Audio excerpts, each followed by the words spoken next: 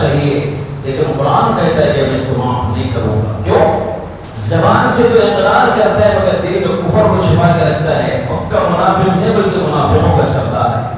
اب آئیے ہم بات کو سمجھتے ہیں، ایمان کی شرط اللہ کے رسول صلی اللہ علیہ وسلم نے کیوں لگائی؟ ایک آدمی ہے جس کا نام عبداللہ عبد الرحمن ہے، لیکن وہ اپنے ہاتھ میں دھاگا باندھتا ہے، گلے میں ناڑا رکھتا ہے، پیر میں ڈوری رکھتا ہے، کمر میں ڈوری باندھتا ہے، آڑی باندھتا ہے یا کھڑی باندھتا ہے۔ بہت سارے مسلمانوں کے ہاتھ میں ڈوری دیکھتا ہوں۔ یہ پوچھا کہ آپ کا نام کیا ہے؟ محبوب۔ بولے اس سے بہتر نام کوئی اور ہو سکتا ہے؟ بولے آپ کے ہاتھ میں کیا ہے؟ بڑی بڑی پہاڑی گیا تھا، بڑی پہاڑی نظام آباد کی طرف۔ بولے وہاں میں بازار کے پاس یہ ڈوری باندھا۔ تو کیوں؟ بڑی پہاڑی کے بزرگ نے کہا کہ میری بازار کی زیارت کرو تو ڈوری باندھو۔ بولے نہیں۔ بولے کیوں باندھے؟ بولے لوگ باندھ رہے تھے، میں بھی باندھ دیا۔ چہرہ بھی ڈوری بھی ہے، سنت کے مطابق لباس بھی ہے، لیکن ہاتھ پہ ڈوری ہے۔ تو میں نے پوچھا آپ کو پتہ ہے ڈوری کا نقصان کیا ہے؟ بولے نہیں۔ سنیں گے؟ جی میں سنایا ان کو۔ قاضی بیضاوی رحمۃ اللہ علیہ چیف جسٹس ہیں، قاضی القضات، جب تک ان کی تفسیر نہ پڑھے مولوی اپنے ہاتھ میں مولویت کی سند نہیں دیتا۔ ان کا فتویٰ ہے جو آدمی اپنے ہاتھ میں ڈوری باندھے، گلے میں ناڑا باندھے، پیر میں ناڑا باندھے، کمر میں باندھے، آڑا یا کھڑا باندھے، اس ڈوری باندھنے والے عمل کے ذریعے سے وہ نبی رحمت کا انکار کر رہا ہے۔ تو جو نبی کا انکار کرے ڈوری باندھ کر عمل کے ذریعے، کیا نماز پڑھے تو قبول ہوگی؟ مرے گا تو جنت میں جائے گا؟ میرے بھائیوں اور عزیز دوستو، عبداللہ بن مسعود رضی اللہ عنہ، یہ جو فتویٰ ہے اس کے دو دلائل میں اپنے سامنے رکھتا ہوں۔ عبداللہ بن مسعود رضی اللہ عنہ فقیہ صحابی ہیں، آپ صلی اللہ علیہ وسلم کے مقرب ترین صحابی ہیں۔ تو ان صحابی نے گھر میں سے نکلتے وقت بیگم کو چھوڑ کر نماز کے لیے گئے، نماز سے فارغ ہو کے گھر میں آئے تو دیکھا ان کے گلے میں کچھ ناڑا اور دھاگا رکھا ہوا ہے۔ تو آپ نے پوچھا کہ زینب میں جا رہا تھا، گلے میں ناڑا نہیں تھا، آیا تو گلے میں ناڑا دیکھ رہا ہوں، کیا قصہ ہے؟ کہ آپ جانے کے بعد ایک یہودن عورت آئی تھی، سرخ بادیہ کا منتر پڑھ کر مجھے ایک ناڑا ڈال دی میری بیماری کے علاج کے واسطے۔ عبداللہ بن مسعود رضی اللہ عنہ نے فرمایا عبداللہ بن مسعود کا خاندان شرک سے بیزار ہے، یہ کہہ کر وہ ناڑا توڑ کے پھینک دیا۔ رحمت عالم صلی اللہ علیہ وسلم فرماتے ہیں من تشبہ بقوم فہو منہم، جو آدمی جس قوم کی مشابہت کو اپناتا ہے وہ اسی میں سے ہے۔ ناڑا باندھنا مسلمان کی علامت نہیں، دھاگا باندھنا مسلمان کی علامت نہیں، یہ تو غیر قوم کی مشابہت ہے جو مسلمان نادانی میں اپنا ہے، مگر نقصان کیا ہوا ہے؟ ایمان کا بیڑا غرق ہوا ہے۔ آج کی رات کوئی ہاتھ میں ناڑا باندھ کر اللہ سے مغفرت کی دعا کرے، رب ذوالجلال کی قسم اللہ اس کی مغفرت نہیں فرمائیں گے۔ دوسری بات، صلح حدیبیہ کا موقع ہے، نبی رحمت صلی اللہ علیہ وسلم نے فجر کی نماز پڑھائی، صحابہ کرام کی طرف آپ اپنے چہرے کو پھیرا، پھر آپ نے فرمایا تم کو پتا ہے اللہ نے کیا ارشاد کیا ہے؟ ہمیں نہیں پتا، اللہ اور اس کے رسول کو بہتر پتا ہے۔ نبی جی صلی اللہ علیہ وسلم نے فرمایا رات میں بارش ہو چکی تھی، میرے بہت سارے بندوں نے ایمان کی حالت میں سوال کی، میرے بہت سارے بندوں نے کفر کی حالت میں سوال کی۔ پھر یوں فرمایا آپ نے، جس نے یوں کہا خدا اپنی رحمت سے بارش برسایا، وہ اللہ پر ایمان لایا، 79 گاندھی کا انکار کیا۔ اس نے یوں کہا کہ فلاں بشار کی وجہ سے یا فلاں گاندھی کی وجہ سے یا فلاں ستارے کے فلاں منزل میں آنے کی وجہ سے بارش ہوئی، تو اللہ کا انکار کیا اور گاندھی پر ایمان لایا۔ یہ نبی رحمت صلی اللہ علیہ وسلم نے فرمایا جو ہم مسلمانوں میں سے یقین کرتا ہے چھوٹی پیشال، بڑی پیشال، پھپھا، سب پھپھا اور کیا پتہ نہیں کیا کیا نام ہے اس کے، تو اس طرح کا اگر یقین کرے تو وہ اللہ کا انکار کر رہا ہے اور گاندھیوں پر یقین کر رہا ہے۔ ایسا یقین رکھنے والا شب قدر میں جان کر اللہ سے معافی مانگے، اللہ اس کی مغفرت نہیں کریں گے، اس کا ایمان درست نہیں ہے۔ میرے بھائیوں اور عزیز دوستو، اس طرح کی بہت ساری مثالیں ہیں۔ اپنے ایمان کو درست کرنے کی فکر کرنا چاہیے. کئی بات اس لیے چھڑو، ایمان اہم، ایمان اصل ہے. ایمان اگر نہیں ہے کچھ بھی قابل قبول نہیں ہے. ایمان میں اگر خامی ہے اللہ کسی صورت میں معاف نہیں فرمائے گا. اعمال کی کمی ہے اللہ درگزر کر دے گا، لیکن ایمان کی خامی اور کمی کو اللہ معاف نہیں فرمائے گا. کیا وجہ تھی حضرت عمر بے چین ہوتے تھے؟ حضرت عمر کے بارے میں ہم کو پتا ہے کہ حضرت عمر کا مقام کیا ہے. سرکار نے فرمایا لو کان بعدی نبی لکان عمر، میرے بعد نبوت کا سلسلہ ہوتا تو عمر نبی ہوتا. ابن عساکر رحمۃ اللہ علیہ کی تحقیق کے مطابق 20 مقامات قرآن میں وہ ہیں ادھر عمر سرکار کو رائے دے رہے ہیں، اللہ تعلیم کے ساتھ جبرائیل امین کو پیغام دے کر بھیج رہے ہیں. مسلمان ہو گئے کچھ حق پر نہیں، بالکل. آپ نبی اور حق نہیں، بالکل. چھپ کر نماز ایک کھلا پڑھی جائے گی. پہلا موقع ہے جو کھلا نماز پڑھی جائے عمر کے اسلام قبول کرنے کے بعد. 20 آدمی حضرت امیر حمزہ کی سرکردگی میں، 20 آدمی حضرت عمر کی سرکردگی میں نبی رحمت حرم شریف میں تشریف لائے، مقام ابراہیم کا تعارف کرایا. یہ وہ پتھر ہے جس پر میرے باپ ابراہیم علیہ السلام نے کھڑے ہو کر بیت اللہ کی تعمیر کی ہے. عمر نے بے ساختہ کہا اجازت دیجیے، میرا جی چاہتا ہے اس مقام پر کھڑے ہو کر 2 رکعت نماز پڑھوں. آپ حرم سے باہر نہیں آئے، اللہ نے پیغام دے کر بھیجا وَاتَّخِذُوا مِن مَّقَامِ إِبْرَاهِيمَ مُصَلًّى. نبی نے مجھے کہا تھا عمر عرش سے مجھے پرمیشن نہیں ملا، فرش پر میں تجھے کیا اجازت دے سکتا ہوں. لیکن حضرت عمر کی خواہش ایسی تھی کہ حرم سے باہر نبی نہیں آئے. پیغام آ گیا کہ طواف کے بعد 2 رکعت نماز مقام ابراہیم پر پڑھنے کو سنت اور واجب قرار دے دیے. میرے بھائی اور اس طرح سے 20 مقامات ہیں جو قرآن عمر کی رائے کے مطابق اللہ نے اتارا ہے. سرکار نے فرمایا جس طرف عمر ہے اس طرف حق ہے. میرے 2 وزیر زمین میں اور 2 وزیر آسمان میں. آسمان کے 2 وزیر جبرائیل اور میکائیل ہیں اور زمین کے 2 وزیر ابو بکر عمر ہیں.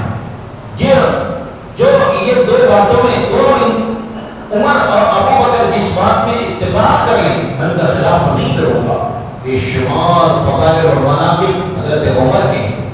نبی رحمت صلی اللہ علیہ وسلم نے فرمایا جس راستے سے عمر گزرتا ہے شیطان اس راستے سے نہیں گزرتا. میں نے عمر کا جنت میں محل دیکھا ہے، اس کی غیرت کی وجہ سے میں پیچھے پڑ گیا. عمر رونے لگے، میں آپ سے غیرت کروں؟ کیسے غیرت ہو سکتی ہے آپ سے میرے؟ چنانچہ میرے بھائیوں اور عزیز دوستوں یہ وہ عمر ہیں جن کے فضائل اور مناقب ہیں. حضرت حذیفہ ابن یمان سے کہتے ہیں حذیفہ میں کسی اور کے بارے میں سوال نہیں کرتا، اپنے بارے میں سوال کرتا ہوں. مجھے بتا جن مدینے کے منافقین کی فہرست نے نبی صلی اللہ علیہ وسلم نے تجھے دکھائی ہے تو خطاب کے بیٹے عمر کا نام اس فہرست میں تو نہیں ہے. یہ ہے ایمان کی کیفیت. ابن ابو ملیکہ رحمۃ اللہ علیہ بیان فرماتے ہیں 120 صحابہ کرام سے ملاقات کیا، قسم خدا کی کسی کو اپنے ایمان پر مطمئن نہیں پایا. میرے بھائیوں عزیز دوستوں ہم سب کو بھی اپنے اپنے ایمان کا جائزہ لینے کی ضرورت ہے. ہم روزہ ٹوٹنے کے مسائل معلوم کرتے ہیں، نماز ٹوٹنے کے مسائل معلوم کرتے ہیں، وضو ٹوٹنے کے مسائل معلوم کرتے ہیں، نکاح ٹوٹنے کے مسائل معلوم کرتے ہیں، بہت سارے مسائل پوچھتے رہتے ہیں، زکوٰۃ کے، حج کے، نماز کے، وضو کے، غسل کے، لیکن نہیں پوچھتے تو ایمان کے ٹوٹنے کے مسائل نہیں پوچھتے. ان باتوں سے ایمان ختم ہو جاتا ہے، اس بات سے ایمان جاتا رہتا ہے. ذرا مجھے بتائیے مولانا صاحب تاکہ میں اپنے ایمان کی سلامتی کے ساتھ دنیا سے جاؤں. اسی لیے نبی رحمت صلی اللہ علیہ وسلم نے فرمایا کہ جو آدمی شب قدر میں ایمان کے ساتھ جاگے گا ثواب کی نیت سے اللہ اس کے گناہوں کو معاف فرمائے گا. ہم سب اپنے اپنے ایمان کا جائزہ لینے کے ہر وقت جستجو میں لگے رہیں گے. کوئی لمحہ ایمان کے بغیر میرا نہ گزرے. 24 گھنٹے میں سے ہر لمحہ ہر گھڑی ایمان کا ہونا ضروری ہے. اس لیے کہ فلا تموتن الا وانتم مسلمون.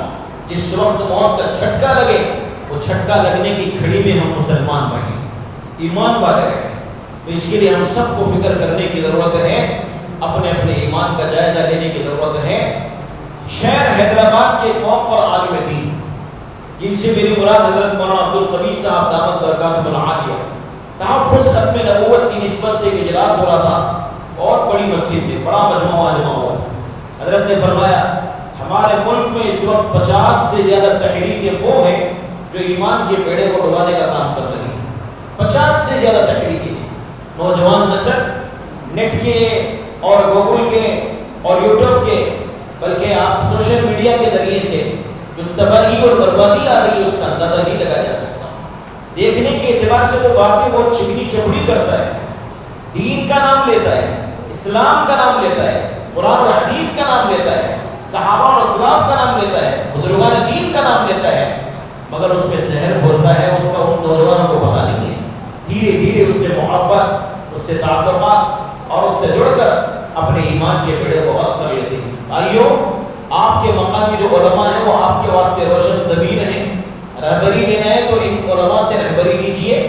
آپ سوشل میڈیا کے ذریعے سے اپنی رہبری لیں گے تو نہیں پتا آپ کا ایمان کب ختم ہو جائے گا, کب آپ مومن سے منافق اور کافر بن جائیں گے, اس کا اندازہ نہیں لگایا جا سکتا.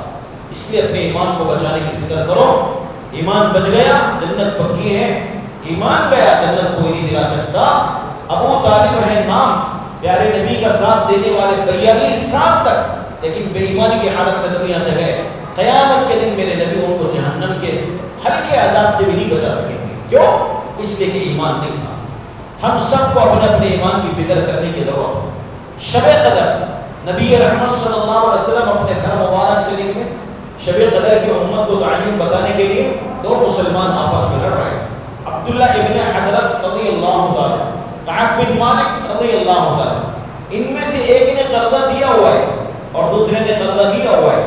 تاریخ آگے واپس لوٹانے کی تو صحابی نے عرض کیا, بھائی میرا قرضہ مجھے واپس کر دو, بھائی میرے پاس پیسے نہیں ہیں, تھوڑی مہلت دو, جب پیسہ آئے گا واپس کر دوں گا.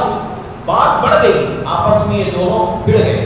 نبی رحمت صلی اللہ علیہ وسلم ان دونوں کے جھگڑا چھپانے میں لگ گئے, جس کی وجہ سے شب قدر کی تعلیم اٹھانی تھی. ایک جھگڑے کی وجہ سے شب قدر کی جیسی تعلیم اٹھا دی گئی ہو. روزانہ کا جو جھگڑا ہوتا ہو, چاہے گھر کا ہو, خاندان کا ہو, میاں بیوی کا ہو, ماں باپ اولاد کا ہو, رشتہ داروں کا ہو, وہاں کیسے خیر آ سکتی ہے. اسی لیے رسول اللہ صلی اللہ علیہ وسلم نے فرمایا, ابغض الرجال عند اللہ العد الخصم, سب سے زیادہ مبغوض آدمی اللہ کے نزدیک جھگڑا ہوا ہے. رحمت عالم صلی اللہ علیہ وسلم نے فرمایا, جو آدمی حق پر ہونے کے باوجود جھگڑے سے بچنے کے خاطر اپنا حق چھوڑ دے, جنت کے بیچ میں اللہ تعالیٰ اس کو مکان عطا فرمائیں گے.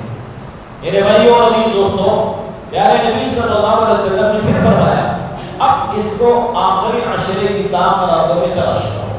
21, 23, 25, 27 اور 29, یہ 5 راتوں میں سے کوئی ایک رات ہوتی ہے جو شب قدر کہلاتی ہے. 21 تو نکل گئی, ہو سکتا ہے ہوتی ہوگی, اللہ کے علم میں ہے, یا ہو سکتا ہے آج کی رات شب قدر ہوگی, یا ہو سکتا ہے آنے والی اور 3 راتوں میں سے کوئی ایک رات ہوگی. کیا اتنی دیر بھی عبادت کر کے میں اپنے روح رب کو راضی نہیں کرا سکتا؟ میں اپنے پروردگار کو منا نہیں سکتا؟ نبی رحمت صلی اللہ علیہ وسلم نے فرمایا, رمضان کی آخری عشرے کی راتیں اور ذی الحجہ کے شروع دن کے دن اللہ رب العالمین کو عبادت کے لیے اس قدر پسند ہے, خدا کی راہ میں جہاد کرنے والا بھی ان دنوں میں عبادت کرنے والوں سے بڑھ نہیں سکتا. اندازہ لگائیے کیسی قیمتی راتیں اللہ نے مجھے اور آپ کو عطا فرمائی ہیں, لیکن یہ قیمتی اوقات میرے اور آپ کے کہاں گزر رہے ہیں, اور امت کا بیشتر طبقہ کہاں گزار رہا ہے, بازار کے حوالے ہو گئے. ماشاءاللہ حیدرآباد میں ایسا منظر نہیں ہوگا, لیکن حیدرآباد کے منظر اپنے آنکھوں سے دیکھا ہے کہ پتھر گٹی, لاڑ بازار, مدینہ اور آپ کا یہ سارا علاقہ کارے بولتے والوں سے بھرا ہوا ہے. سب سے قیمتی وقت سب سے بدترین جگہ بیت رہا ہے. افسوس کی بات, جبرائیل امین سے اللہ کے رسول نے پوچھا سب سے بہتر جگہ کون سی ہے؟ جاننے والے رب سے معلوم کر کے پھر بتاؤ. فوراً بولا گئے, آپ کی خدمت میں حاضر ہوئے, عرض کیا یا رسول اللہ, اللہ کو سب سے زیادہ محبوب جگہ مسجدیں اور سب سے زیادہ مبغوض جگہ بازار ہے. سب سے بہترین وقت آج امت کا بیشتر طبقہ مبغوض جگہ اپنے وقت کو گزار رہا ہے, بدترین جگہ گزار رہا ہے. بتائیے رحمت کیسے آئے؟ بھائیوں اور عزیز دوستو, کیا ساری رات جاگنا ضروری ہے شب قدر کے لیے؟ نہ. آپ صلی اللہ علیہ وسلم مسجد نبوی میں تشریف لائے, دیکھا 2 رسیاں بدی ہوئی. نبی نے پوچھا یہ کیسی رسی ہیں؟ کہ زینب بنت جحش نے باندھا ہے. کیوں؟ کہ نماز پڑھتے وقت میں اگر ان کو سستی آتی ہے تو ان رسیوں سے اپنے آپ کو باندھ لیتی ہے, کھول دو اس کو. چھوڑ دیا گیا. بولے جب تک بشاشت ہے نماز پڑھو، نیند آئے تو آرام کرو، نفس کے تقاضے کو پورا کرو. روکنا پڑتا تھا اتنا مت کرو، لیکن آج بولنا پڑ رہا ہے اتنا تو کم سے کم کر لو. 2 رکعت قیام اللیل کی نیت سے پڑھ لو، آدھا ایک پارے کی تلاوت کرو، ایک تسبیح تیسرے کلمے کی پڑھو، ایک تسبیح درود شریف کی پڑھو، ایک تسبیح استغفار کی پڑھو، 10-5 منٹ کی مناجات کرو، اور اگر نیند آ جائے سو جاؤ. اور اگر اتنا بھی نہیں کر سکتے، آخری درجہ ہے پاس کے نمبر لینے کا. عشاء اور فجر کی نماز جو جماعت سے پڑھ لیں گے ان کے نصیب میں بھی شب قدر آ جائے. یہ شب قدر کیوں دی گئی؟ صحابہ کرام کے سامنے حضور اکرم صلی اللہ علیہ وسلم نے بنی اسرائیل کے مجاہد کا ذکر کیا. 100 سال تک خدا کی راہ میں جہاد کرتا رہا اور رات میں کھڑے ہو کر نماز پڑھتا رہا. چہرے مرجھا گئے، بڑی عمر تھی، مجاہدے کر سکتے تھے، عمر 60-70 سال کے درمیان کی ہے، ہم کیا مجاہدے کریں گے؟ اللہ پاک نے علاج یہ کیا، ایک رات عطا فرمائی. جو شخص ایمان والا اس رات میں تھوڑی دیر جا کر عبادت کرے گا، اللہ تعالیٰ 83 سال 4 مہینے عبادت کرنے سے بہتر اجر اس کو عطا فرمائیں گے. ایک رات اللہ نے مجھے اور آپ کو دے دی. اتنا بھی نہیں کر سکتے، اور اگر یہ بھی نہیں کر سکتے تو اتنا تو کر لو. اللہ کے رسول صلی اللہ علیہ وسلم نے فرمایا سورہ زلزال آدھے قرآن کے برابر ہے، سورہ کافرون چوتھائی قرآن کے برابر ہے، سورہ اخلاص تہائی قرآن کے برابر ہے. 2 بار سورہ زلزال پڑھو، 1 قرآن کا ثواب. 4 بار سورہ کافرون پڑھو، 1 قرآن کا ثواب. 3 بار سورہ اخلاص پڑھو، 1 قرآن کا ثواب. مشکل سے 3-4 منٹ لگیں گے، 3 قرآن ختم کرنے کا ثواب ملے گا. اتنا تلاوت کر کے اللہ سے معافی مانگ لو. ایک بار کہو یا اللہ ساری زندگی جتنے گناہ کیا اپنے کرم سے مجھے معاف فرما دے. بے نیاز بادشاہ آپ کے سچے دل سے ہاتھ فریاد کے واسطے جو اٹھائے ہیں خالی نہیں کرے گا. آپ کے ہاتھ چہرے پہ نہیں پھریں گے، آپ کی بخشش کا اعلان ہو جائے.